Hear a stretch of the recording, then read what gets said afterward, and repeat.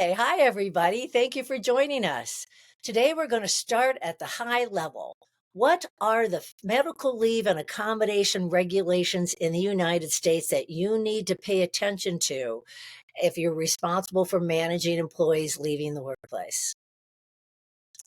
We've got some pretty complex stuff going on in the United States right now in terms of assisting employees with maintaining employment when they have medical challenges. We've got two primary different regulations. And then we've got the issue of pregnancy and we've got the issue of on the job work injury. So we're going to bring up the Venn diagram. So this is a diagram of the primary regulations in the United States of America that deal with medical leaves and accommodations for your employees. We've got the Family Medical Leave Act. We've got the ADA.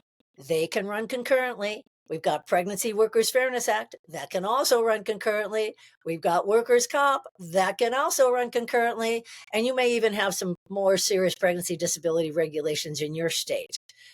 So what we want to do now is take the time to just briefly go through all of these high-level regulations to give you an overview of the areas you're going to want to pay attention to. What our approach has always been is to integrate these leaves with individual letters that have multiple regulations on them that include your company's policies, so the employee has a single document that informs them about what to expect during their leave and accommodation challenge. So our first regulation is the Family Medical Leave Act. Now, the Family Medical Leave Act is 1,250 hours in the last 12 months, immediately preceding the date the leave is going to begin. So if they ask for leave 5 months from now, we're going to take a look and see if they've got eligibility 5 months from now based on their estimated work time right now. And have they worked for at least a year in the last 7 years cumulatively? If they have, they're eligible. Family Medical Leave Act is a leave regulation. It is designed to make sure your employees who have worked for you long enough and enough hours can be protected in their job with their health care, so they don't have to worry about losing their job when they've got a serious medical condition that is impacting themselves or a family member. Now, this medical regulation includes baby bonding. The full 12 weeks can be used for family members, for yourself, or for bonding with a baby if you've got a serious medical condition. And there's criteria that you meet to show you have a serious medical condition. And the purpose of the FMLA certificate is to confirm that you have a serious medical condition and that there's nothing we could do to help you do your job at work. That's the Family Medical Leave Act. It protects their job, it protects their medical benefits. And we're going to return them to basically the same job they have when they left, if they come back within 12 weeks. Now we go from FMLA to ADA. Now, the American with Disabilities Act is a work regulation. FMLA is a leave regulation. ADA is a work regulation. Now, the American with Disabilities Act says if you have a medical condition that is considered a disability because it's impacting your activities of daily living, then that's a potential qualifying event under the American with Disabilities Act. Now, we add to that, because this is a work regulation, we need to know that you can perform all the essential functions of your job with the accommodation provided. Now, keep in mind, if you're doing a reduced work schedule, you're not performing all the essential functions. Now, maybe you could provide accommodation temporarily for medication modifications or some other area that needs to be addressed. But the question is, will they be able to perform all the essential functions of the job once the accommodation has been put in place and is designed to help them perform their job and be a full-time employee again. So the purpose of the ADA is to assure that you can then perform all the essential functions of your job once you have integrated with the accommodation, whether it's equipment or learning a new skill.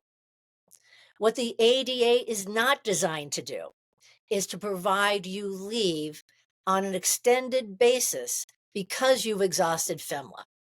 If you exhausted FMLA and you need more leave, ADA is not the place to get leave unless you can let us know when you'll be returning to work to perform all the essential functions of that job. And if you've extended your leave continually, you've requested more leave and more leave and more leave under FMLA, which means you got a new medical certificate providing you additional leave till you've exhausted those 12 weeks. If you've got a record of already requesting additional leave under FMLA, you can sort of expect they're going to do that under ADA. And so let's make sure that employees absolutely understand ADA is a work regulation. And if you're requesting leave, well, how can you perform your job and do all the essential functions if you're not working?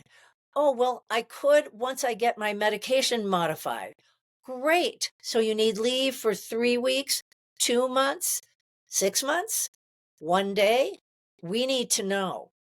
And if you exhaust that time that we gave you as leave as an accommodation and request more leave, the question is why?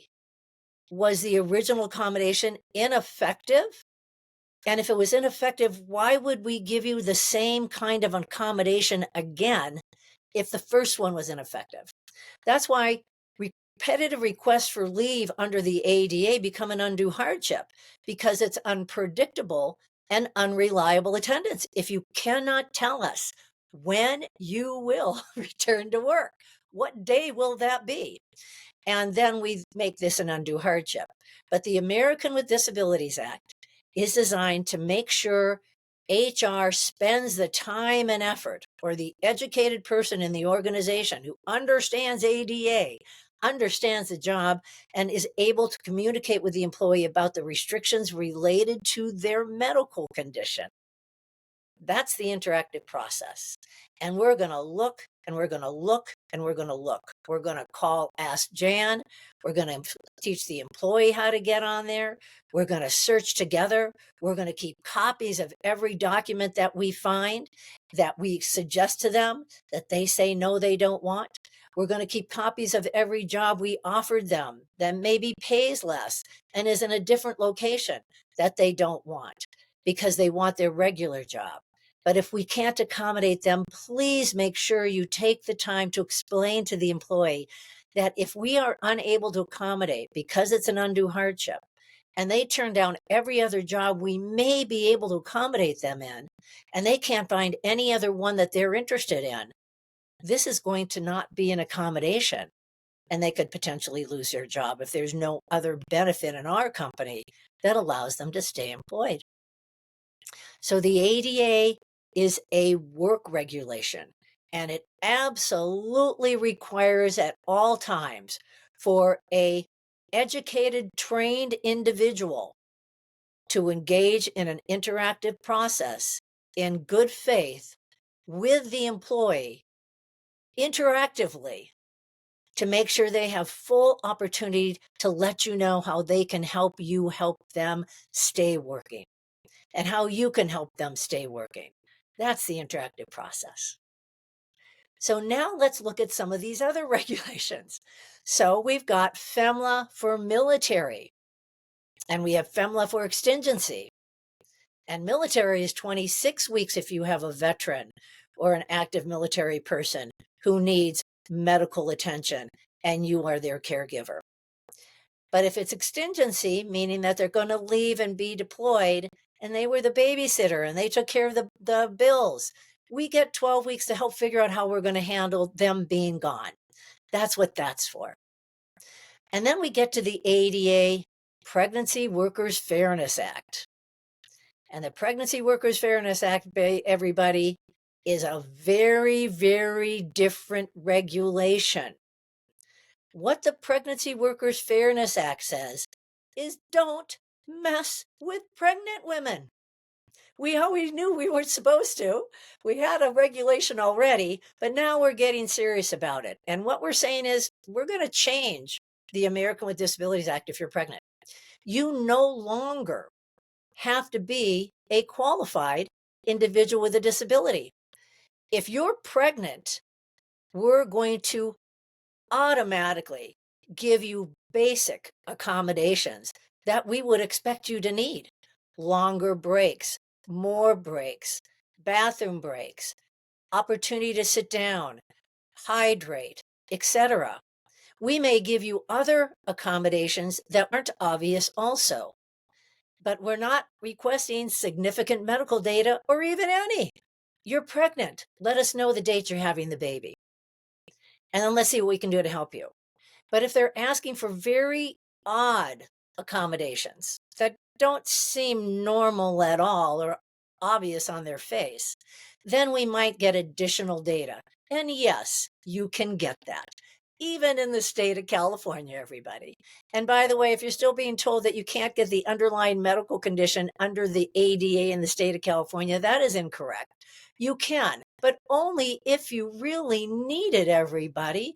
We don't want to be digging into people's medical issues. We want a basic understanding of their disability and how it impacts their ability to perform the essential functions so we can accommodate them on how their disability impacts their ability to perform the job.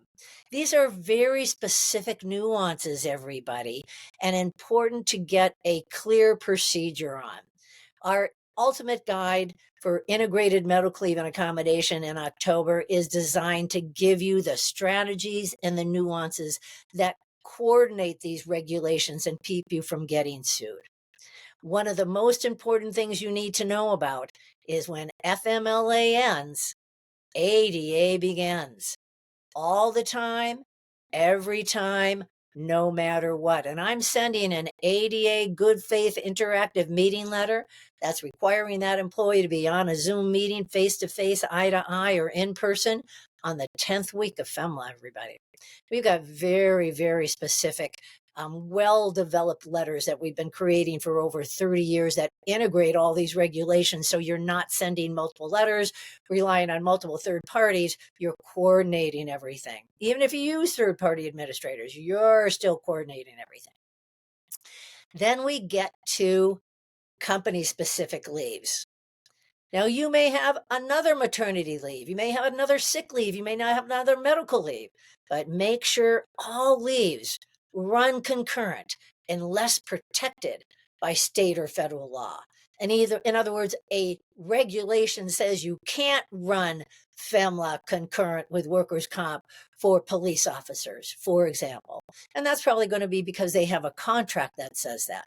So when you've got union contracts, you have to understand what they say in terms of any nuances like this. And the workers' comp FMLA nuance of not running concurrently is often found in union contracts. And then, of course, we get to workers' comp. And workers' comp is on the job injury. And when you've got a workers' comp injury, it always, always, always runs concurrent with FMLA or ADA if they meet the eligibility criteria. And if they don't, you're posting their job, everybody. You're not keeping their job open under workers' comp.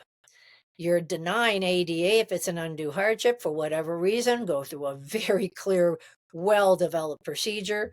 Let us know if you need help. That's what we train on, the ADA compliance blueprint. And make sure your FMLA process was completely complied with. They got those 12 weeks. Their healthcare benefits were protected if they're eligible. If they're not eligible for FMLA, or once they've exhausted FMLA and were workers' comp, you are automatically transitioning to ADA because it's their own medical condition. And you're determining whether it's an undue hardship to continue leave if they need more leave.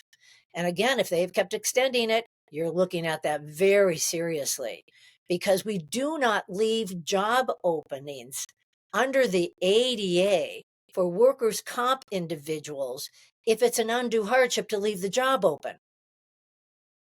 We put them in an active status, or if they're not workers' comp and they got injured on the job and you can't accommodate them under ADA and you've exhausted FMLA, they're terminated, everybody. And if that scares you and you're concerned and you're a little worried about how that all works together, call us, talk to us, join us. This is what we specialize in, is the nuances of integrated medical leave and accommodation management, especially when it gets contentious. Maybe they want on a medical leave under FMLA because they filed a sexual harassment complaint about somebody and they're stressed and they're getting treatment. And then FMLA exhausts. Is that same stress leave an ADA medical issue, a disability? Is it that level of stress disability? We need to know if it's ADA, and if it's not going to be protected under ADA.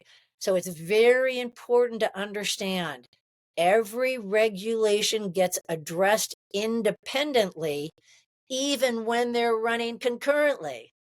And we've got the strategy to show you how to do that. Let us teach you how to be the expert. We talked about FMLA. We've talked about ADA. We've talked about Pregnancy Workers Fairness Act, which is the baby ADA. We've talked the military benefits of FMLA. We've talked about how those coordinate with workers' comp and your own company-specific healthcare benefits. And of course, you have benefits on how they get paid and a lot of other things. We're going to be going through the process now of all the other pieces. So stick with us. Let us help you out. Have a great day.